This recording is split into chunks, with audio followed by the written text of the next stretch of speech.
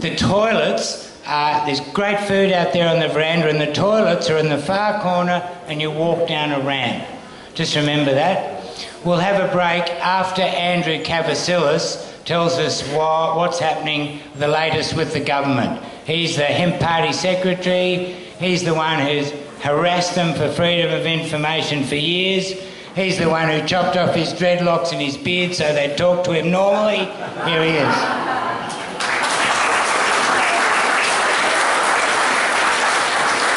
Thanks, Michael. Thanks for everyone for coming along too. These are quite popular now, and I can see they're going to be... we're probably going to need more of these if the government carries on the way they are. I suppose my talk today is more about what the government's saying, the context of medical cannabis at a state level, at a federal level, at an international level. And I usually start off a talk by saying, basically, there's no government in the world that has willingly introduced a medical cannabis regime. We're in this situation now, of governments all around the world. The rest of the world thinks medical cannabis is legal in Australia. They've read the headlines. I read a new one the other day that now Germany has done those same law changes. Germany's like us, they're still trying to get perhaps some cannabis out of a company in Canada, where we really are hobbled by it all. The context of it is medical cannabis is considered under the UN drug treaties like coca and opium, and a very long time ago certain companies got ownership of those. So the reality is governments don't own cannabis. So whether it's a state government, a federal government, those politicians, they don't own it. No government in the world owns cannabis. And again, why we're in this situation that we are now.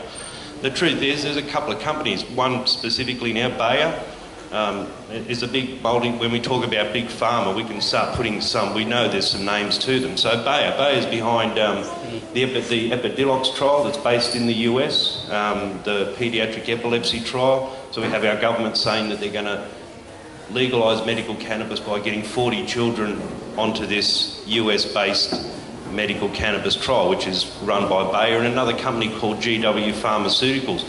GW Pharmaceuticals, when we say, sometimes it's quite right to say that there is no prescription medical cannabis products in the world. Now, even though our politicians are saying go to your doctor and they can go through some TGA scheme and get something from overseas, really the only thing you can get that a doctor can obtain here and most of the world is a spray from England, Sativex. And for more than 15 years, Sativex has been dangled in front of the citizens of New South Wales and around Australia. I think even John Howard mentioned spray or a pill in terms of medical cannabis, well over 15 years ago. So we haven't moved far beyond that. There is no range of medical cannabis products in the pipeline by various companies in several countries. That's not happening. So when our government's saying they're going to do things here, it's hard to imagine that an Australian government will be the first government in the world to willingly introduce a medical cannabis regime. Some people talk about the US, those states in the US. People should look into this. All of those state governments ran no campaigns when those propositions were voted on. So the governments didn't want to willingly do it, and it's still illegal federally in the US. Canada, same sort of situation. They were forced to introduce a medical cannabis regime by the high courts under the Charter of Rights that they have there. So their constitution, again, like in the US, gave the citizens some kind of measure of protection. But it's only to access cannabis, not a prescribable product. Most of the medical profession in the US and Canada and the Netherlands and Israel as well, they're not involved in medical cannabis. They don't prescribe it, they don't recommend it. Their insurers won't let them really talk about it. So that's the context. We do, people can read headlines and read things into them, but the reality is if you look into each of those situations, everything falls into context. It's irrational. The whole situation is irrational when I say that governments don't own cannabis, a company does. That's really it in a nutshell. But we're in the same boat. So, it's even more striking for me when I hear state premiers saying that they're going to legalise medical cannabis in their own state. It really can't happen.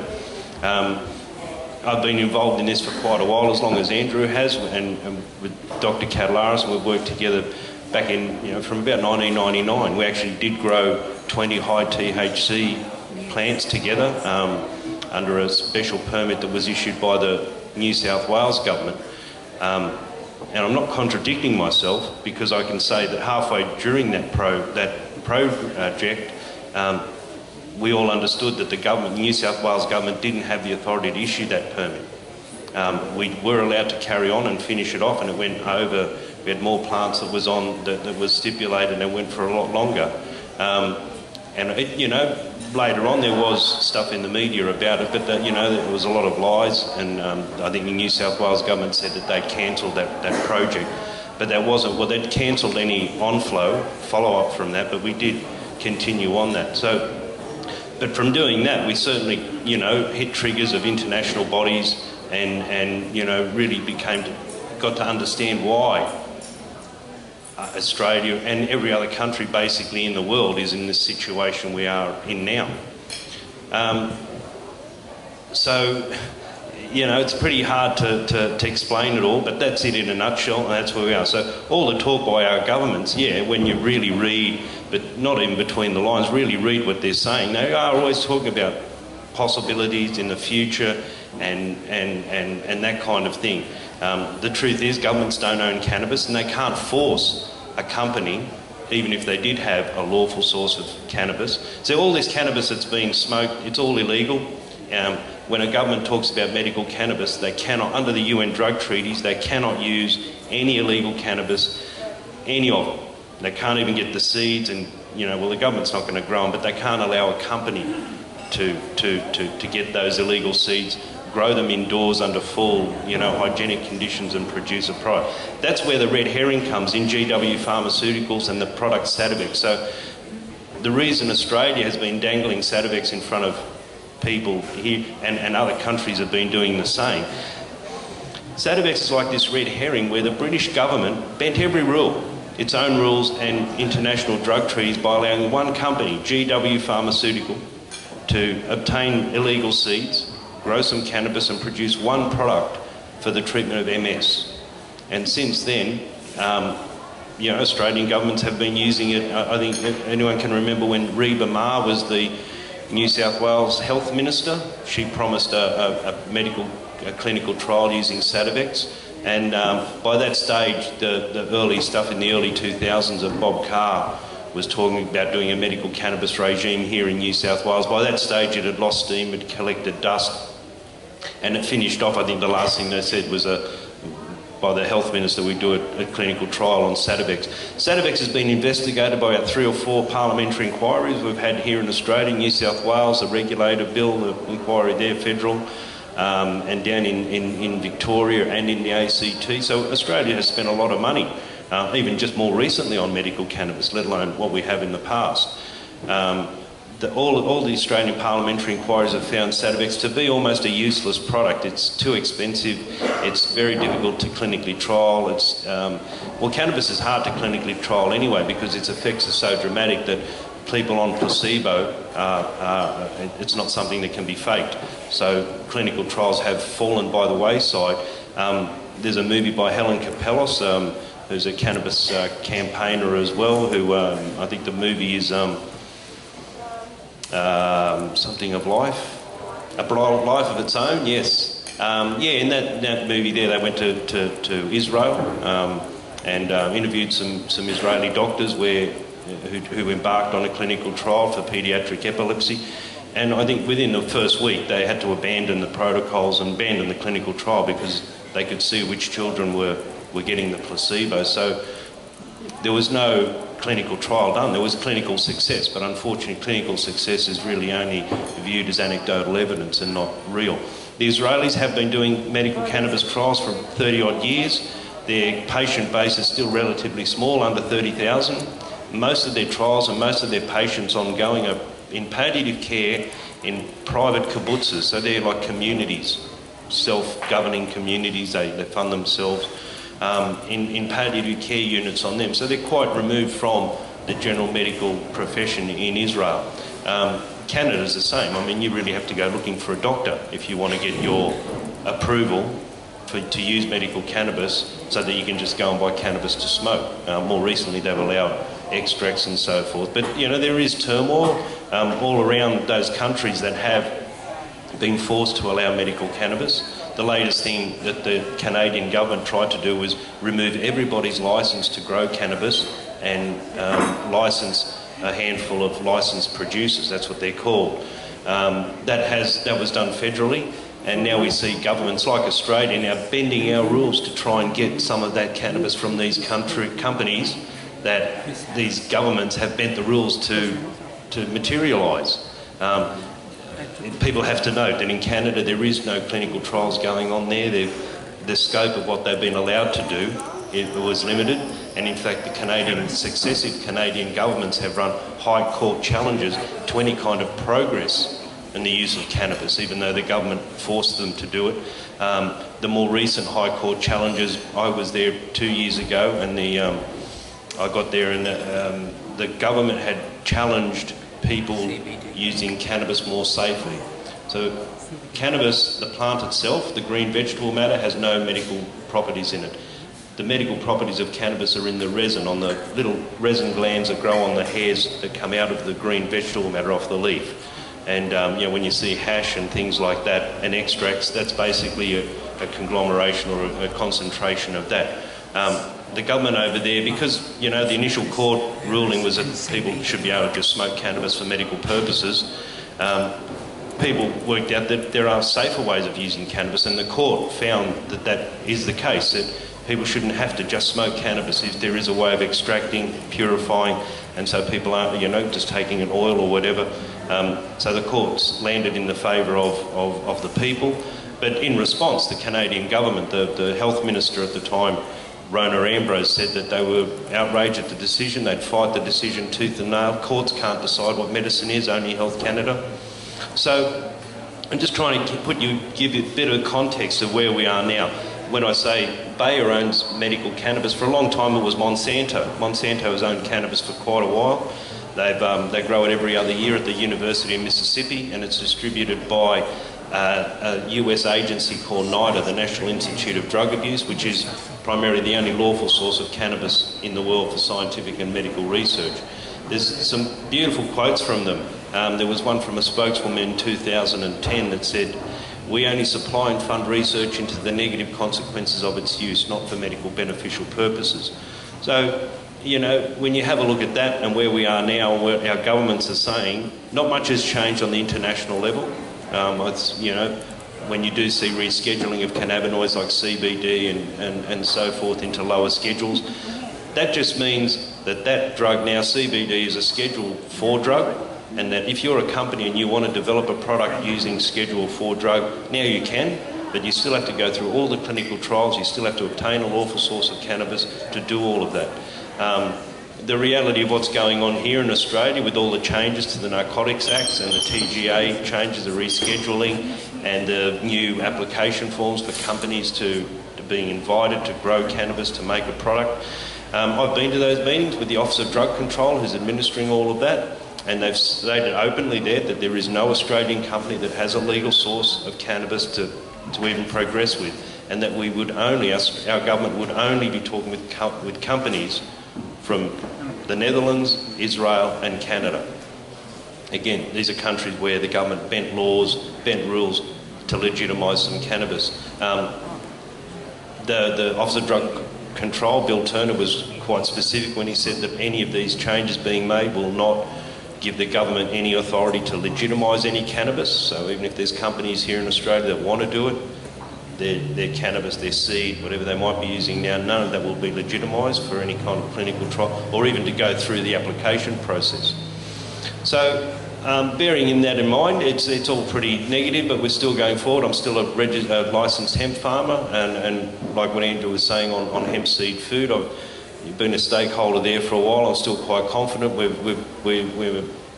planting this year and we'll continue to plant. And we'll continue to talk to government about changes that may happen, but primarily the problem is the saliva testing on hemp seed food. So that's another backup obstacle that will face any kind of progress on medical cannabis as well. But more recently we have been, we've sort of come up with the idea of interim measures, and we were stuck on those measures, and we've come up with options. So interim measures around the supply of cannabis, really it's interim measures to address the needs and concerns of about 100,000 or more Australians who are using cannabis every day for medical purposes. And these interim measures aren't really for us and the government. These are interim measures in what I've been talking about. These are something that the government will have to take to the United Nations and say, yes, the government here has changed laws. We've changed the Narcotic Act. We've got application processes for companies to come along and produce products, clinically trial them, to get them to a prescription level. But we need interim measures. Now, to try and encapsulate all those in one go was pretty hard, but we've come up with options. And it's like when the government is developing new regulations or legislation, they do offer options, and options can be status quo right through to home grow, a handful of facilities growing in several of the states, but certainly a bit more emphasis on how we would, in what option, patient identification would come about. And Andrew was talking about the 3 tiers there, and obviously, patients would have to be identified, whether they're going to grow at home, have proxy growing, or have a bigger, like he said, the church or the hemp embassy. But I think even in Canada they do talk about compassion clubs, and the compassion clubs have been the striving force around medical cannabis progress in whatever manner in the US and in Canada. And I think that would be a kind of a good thing to happen here, and certainly fall into those 3 areas that Andrew was talking about, the 3 tiers. But so the options around interim measures, I think over the next month or so, I think we're going to develop them more and more. I'd like it to get a bit more, a bit of momentum. I think there's a couple of other groups that have got things going at the moment. We're going to see one tomorrow in the Daily Telegraph, the Green Light Movement, and then I think there's down in Canberra there's a protest going on the 7th, which is kind of asking for full legalisation. Whether they get traction or not, I think interim measures could be a more comprehensive arrangement that the government could help and contribute to, work with, develop an option that is favoured and that they can present to the UN. But generally here, if a movement was developed around a particular option 4, 5 or whatever, and that was continually hammered at the government, to have a look at these options, develop them further, I think we might have a really good chance. So, keep an eye on the Hemp Embassy and what we're putting out, and, especially if the media pick up on what we're talking about, interim measures, the way that they can be developed and initiated by the government, the way that our government can take these, because it's a big thing, it's a worldwide thing. Our government will have to say something to the international community, to the United Nations. They're going to have to explain themselves. It's easy for them to say no to people who've been doing it for a long, long time, and they're not the only government doing it. I would say that there's meetings like this going on all around the world, even in England, where Sativex is coming from. People talk about Sativex, they're, in the back of your mind you might think, oh, England must or Britain must have a medical cannabis regime. They don't. They don't. It's only Sativex, and it's still really hard to get. It's $1,000 a month for a product that is less than $10. So it is a worldwide problem. In a nutshell, no government owns cannabis. A company does. The companies, all our changes to the Narcotics Act that the government talks about is all to facilitate that kind of thing. A government can't force a company to come here and do it, but what they are saying is no Australian company has legal cannabis, a bit like the rest of the world, and those companies in countries where laws have been bent may get a go. So I don't think that will not do anything to address the needs and concerns, the supply issues of the people in the meantime. So in our options, we will definitely be explaining that the benefits of going to better options than status quo, where we're going to see a lot more medical cannabis producers being hassled by police, medical cannabis dispensaries popping up, and there will be more black market coming into it. There will be all the pitfalls that weren't addressed in Canada and the US. we'll see happen here if the government keeps ignoring this. You know, the offhanded way that Turnbull, you know, wrote off Pauline Hanson the other day, were, you know, irresponsible to go for an amnesty. You know, they will always be able to do that because, you know, an amnesty or full legalisation, it's not a comprehensive policy that they can, you know, present legitimately to the UN or even, you know, work around. You know, it's going to be up to us to work with government, I think, and I'm prepared to do it, and others I know are as well, like Andrew, and develop some options that, you know, by and large will help the people who need cannabis. Yeah, that's about it for me, I think. Yeah, it's more in a nutshell. Yeah. Yeah. Is there, from my reading at the UN, there's going to be a court case that some countries are going to be taking the UN to court to change the law about cannabis? Well, it's tricky. The UN, as I said... Can you repeat the question? Because we can't hear the question. The question was about rumours of a court case coming up through the UN to change the status of cannabis. Look, every couple of years it comes up. Last year there was the UN GASS meeting, which was supposed to address medical cannabis, and we're always looking for a change of thinking or change of ideas from the UN. It's really hard. They haven't been forthcoming. I generally always just assume that the UN will always just hold that line. That it's actually not the UN; it's the International Narcotic Control Board. They're a very secretive lot. You've got if you'd imagine on a big chart, you've got the United Nations, you've got the General Assembly up here, and you've got all the other committees. But just off to the side is the INCB, the International Narcotic Control Board, and that's what all our drug treaties. It's all administered by them. I should just point out that the INCB and the World Health Organisation do not recognise that spray, Sativex, because of its illegal nature it came about. So no, I can't see the UN. In fact, the last meeting where we were expecting big changes, or not big changes, I was expecting just a change of ideas.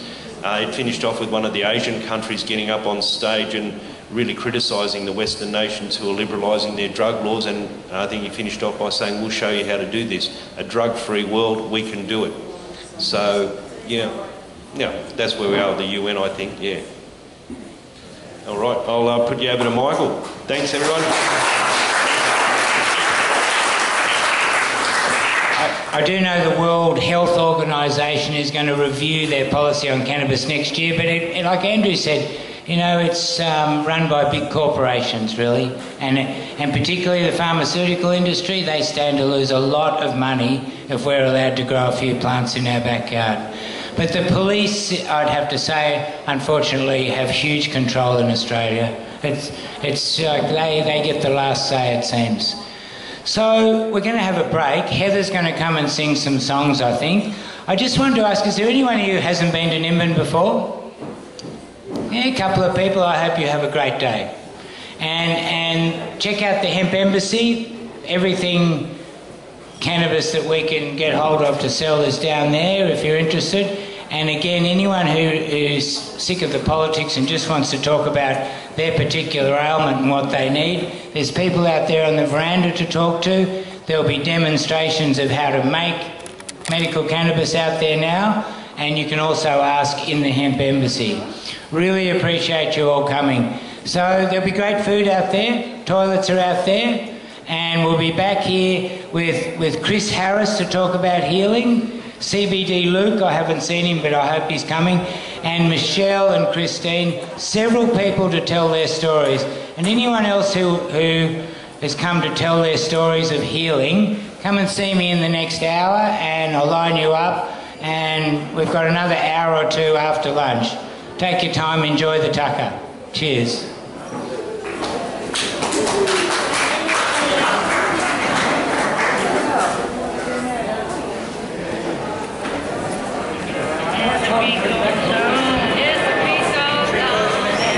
It's 45 minutes. We'll be back here 45 minutes.